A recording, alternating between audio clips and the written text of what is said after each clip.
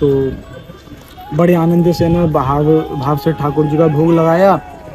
लेकिन जो समय है भोग हटाने का नियम है, तो महाराज जी ने ताली भी नहीं बजाया, इतना उनके अंदर उत्साह। और जैसे उन्होंने द्वार को खोला तो क्या देखते हैं महाराज, राधे राधे, राधा वल्लभ श्री हरिवार। मेरे यूट्यूब चैनल में आपका स्वागत है, सर्वेंट ऑफ श्री वृंदावन में। आज बहुत ही खास दिन है।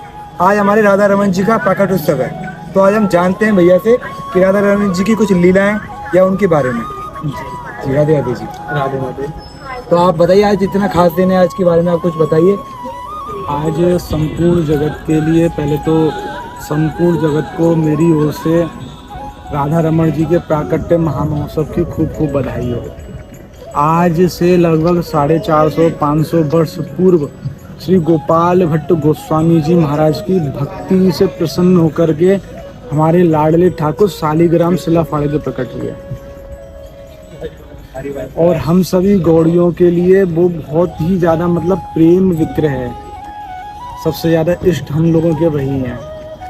ठाकुर प्रकट तो हुए थे आज से 400, 450, 500 वर्ष पूर्व गोपाल भट्ट गोस्वामी जी के समय, लेकिन हमारे ठाकुर जी लीला आज भी कर रहे हैं, अनंत लीला कर रहे हैं। हम सभी दर्शन भी करते हैं। सबसे पहली लीला तो हम लोग जैसे दर्शन के लिए जाते हैं ना, तो भोर में उनके आना जो मुखमंडल होता है वो कुछ और होता है, उसकी लीला कुछ और होती है, संध्या को कुछ और होती है, रात्रि में कुछ और होती है, शयन में। उसी सिलसिला में महाराज जी बताते हैं कि एक बार लॉकडाउन के समय महाराज जी की सेवा चल रही थी राधा रमन मंदिर में। तो महाराज जी ने, लॉकडाउन था, पब्लिक का आना जाना बंद था मंदिर के अंदर, तो महाराज जी ने इस बार सेवा ठाकुर जी को प्रसन्न करने के लिए विभिन्न प्रकार से आयोजित करी। तो जिसमें एक दिन आम का बंगला लगाया गया था। तो महाराज जी ने ठाकुर जी के लिए रात्रि में शयन से पूर्व भोग के लिए भात कहते हैं चावल का भोग ठाकुर जी को पधराया। अब लॉकडाउन का समय है और ऐसा कोई भीड़ भी नहीं, कुछ भी नहीं, खाली गोसाई लोग थे। तो बड़े आनंद से ना भाव से ठाकुर जी का भोग लगाया। लेकिन जो समय है भोग हटाने का, जो पर्दा खोलने का, द्वार खोलने का, ठाकुर जी के गर्भगृह में प्रवेश करने का, महाराज जी उस दिन भूल गए कि अभी समय पूर्ण नहीं हुआ है। महाराज जी को ऐसा लगा कि समय पूर्ण हो गया। उन्होंने है ना घंटी बजाई। हमारे यहाँ पे नियम है कि जब हम भोग पधारते हैं ठाकुर जी को तो पहले घंटी बजाते हैं, और जब भोग लगने के बाद में पर्दा हटाते हैं तो ताली बजाते हैं, ऐसा नियम है। तो महाराज जी ने ताली भी नहीं बजाया, इतना उनके अंदर उत्साह। और जैसे उन्होंने द्वार को खोला तो क्या देखते हैं महाराज कि कुछ चावलों के भात के कड़ राधा रमन जी के मुखमंडल पर लगे हुए होते हैं। उन कड़ों को महाराज जी ने हमारे ने अपने पास में संयोज कर आज तक रखा हुआ है। तो ऐसी विभिन्न ठाकुर जी लीला करते रहते हैं, विभिन्न प्रकार की। कभी कभार आप दर्शन करने जाओ ठाकुर जी के, कभी कभार है ना 3 दांत है ना निकलते हैं, इसके प्रति ठाकुर जी है ना मुस्कुरा रहे हैं। कभी ठाकुर जी हमारे राधा रमन जी में कभी भी आपने दर्शन किया होगा तो यही ऐसे हमारे वृंदावन के लाडले ठाकुर हैं जो अपने मिनट में एक्सप्रेशन चेंज करते हैं। उनका मुखमंडल चेंज होता है हर पल। अगर आप 2-3 घंटे देखोगे तो अलग अलग फेस दिखेगा। वो भी कभी स्माइल कर रहे हैं, कभी दांत दिखेंगे, कभी कुछ दिखेगा। तो बहुत ही दुर्लभ दर्शन होते हैं। कभी थोड़ा ऐसे, कभी थोड़ा वैसे, मतलब गुरु अलग ही मतलब दर्शन होते हैं उनके।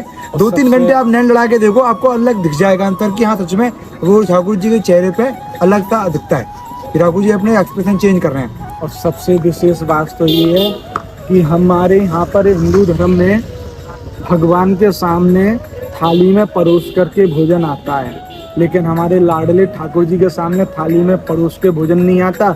200-400 आदमी जितने लोगों का भोजन बनता है ना, पूरा का पूरा आता है, क्योंकि ठाकुर जी अपनी दृष्टि से सारे भोग का पान करते हैं। उसमें सिर्फ जो पाप है ना उसका विनाश करते हैं। अनंत लीला ठाकुर जी करते हैं। और सबसे विशेष बात सभी को शायद पता हो कि पहले तो हमें यह समझना है कि राधा रमन जी कौन है। राधा रमन जी को आज प्राकट्य महोत्सव है राधा रमन जी का, इसलिए है ना इस विषय पर चर्चा हो रही है। क्योंकि इतना विशेष दिन है कि लोगों को पता चलना चाहिए कि राधा रमन जी का प्रकट उत्सव है, तो उनकी लीलाएं क्या हैं, उनके बारे में लोगों को जानकारी होनी चाहिए।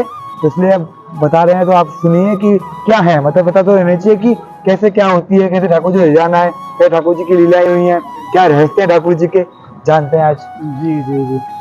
तो सबसे विशेष बात तो यह है कि चैतन्य महाप्रभु का ही अवतार हमारे राधा रमण जी हैं। अब चैतन्य महाप्रभु के विषय में लगभग सभी जानते होंगे कि गोपियों ने श्राप दिया था भगवान कृष्ण को। जिस समय वृंदावन त्याग करके भगवान मथुरा जा रहे थे, गोपियां रुदन कर रही थी कि हे कृष्ण मत जाओ मत जाओ, लेकिन कृष्ण नहीं रुके। तो उन्होंने श्राप दिया कि कृष्ण तू हमें छोड़ के जा रहा है, हम तो स्त्री हैं और स्त्री होकर के पुरुष के लिए रुदन कर रही हैं, लेकिन एक दिन ऐसा आएगा कि तू पुरुष होकर के और पुरुष के लिए ही रुदन करेगा।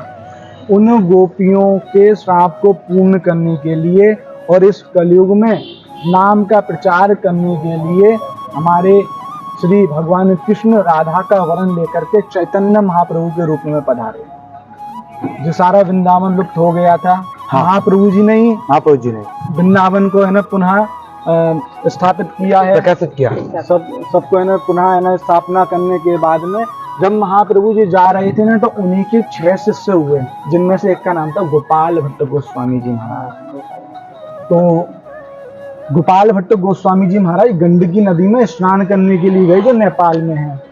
तो जब वो स्नान कर रहे थे, तो हम हिंदुओं में परंपरा है कि हम स्नान करते हैं, स्नान के बाद में सूर्य को अर्घ देते हैं, चाहे सरोवर में हो चाहे घर में हो। उन्होंने स्नान किया, स्नान करने के बाद में और जैसे ही अंजुली में हाथ में जल लिया, तो जल के साथ में एक शालिग्राम आ गए, क्योंकि गंडकी नदी से शालिग्राम है ना प्रकट होते हैं, ऐसा शास्त्रों में बहुत लंबी कथा है जी। पुनः उन्होंने है ना जो का शालिग्राम साइड में रखे, दोबारा हाथ में जल लिया, पुनः आ गए। ऐसे करते करते हमारे गोपाल भट्ट गोस्वामी जी के हाथ में 12 यानी 12 शालिग्राम आ गए।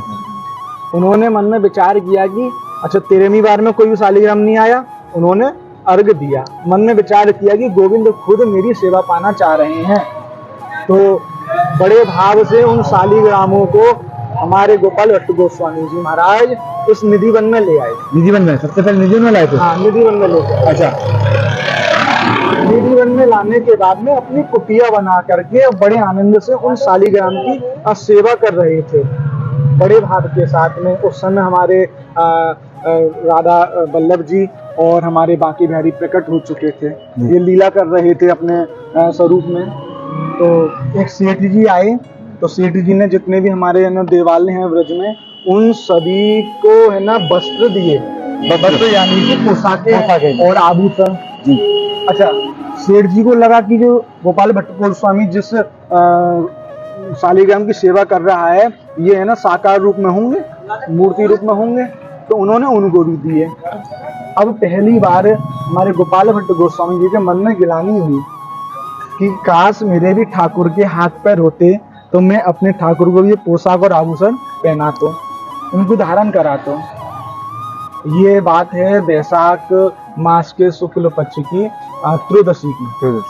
बहुत रुदन किया उन्होंने, कोई बात नहीं। अगले दिना नरसिंह चतुर्दशी जिसको कहते हैं, चतुर्दशी आई, ये एक दिन पहले गई है अभी। हाँ, एक दिन पहले गई है, जिस दिन भगवान नरसिंह भगवान खम्भ फाड़ के प्रकट हुए जी।